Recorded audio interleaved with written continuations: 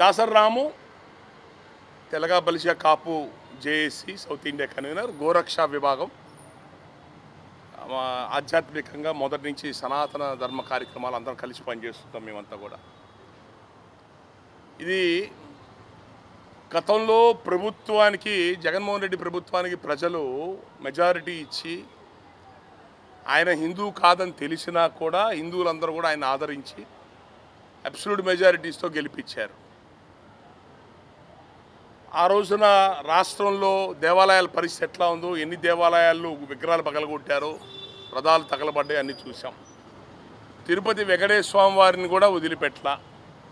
అక్కడ దర్శనం సంబంధించిన ఎన్నో బ్లాక్ టికెట్లు అమ్ముకోవటం, కంప్లీటు అక్కడున్న కొంతమంది వైసీపీ ప్రభుత్వం వాళ్ళ కంట్రోల్లో పెట్టుకొని ఎన్ని అరాచకాలు చేశారో ఎన్నో విన్నాం గతంలో. మన కోఆపరేటివ్ డైరీ, సహకార డైరీలు కూడా 600 రూపాయల మించి తక్కువకి ఇవ్వలేరు నెయ్యి. మనం బయట ఏ షాప్కి వెళ్ళినా కూడా, విజయ డైరీకి వెళ్ళినా, సంఘం డైరీకి వెళ్ళినా, ఎన్ని కోఆపరేటివ్ లాభాపేక్షే కాదు, వాళ్ళ దగ్గర కూడా ఆవు నెయ్యి 600 రూపాయలు తక్కువ ఇవ్వరు. 300 రూపాయలు 350 రూపాయలు ఎవరిస్తారండి నెయ్యి? వేరే గ్రహాన్ని దించుకుంటున్నాం మనం నెయ్యిని. అంటే అంత బాధ్యత లేకుండా ఉన్నారా? భగవంతుడి పెట్టే ప్రసాదం ఎట్లాంటి క్వాలిటీ ఇస్తున్నాం అనేది కూడా చూసుకోలేని పరిస్థితుల్లో ఉన్నామా? ఆ రోజున బాధ్యత లేకుండా, హిందువులంటే గౌరవం లేకుండా ఇష్టం వచ్చినట్టుగా అరాచకంగా విచ్చలుడిగా ప్రవర్తించి ఇప్పుడు మళ్ళీ దాన్ని నటిస్తారు ఎందుకండి? కరుణాకర్ రెడ్డి గారు కొండపైకి వచ్చి పుష్కరంలో స్నానం చేసి స్వామివారి ముందు కర్పూరం వెలిగించి ఎన్నిసార్లు ప్రమాణం చేస్తావు?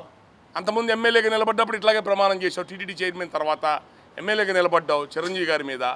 ఇట్లాగే నేను దేవుడు సొమ్ము ఏమన్నా తింటే మేము పోతాము అని చెప్పి ప్రమాణం చేసావు.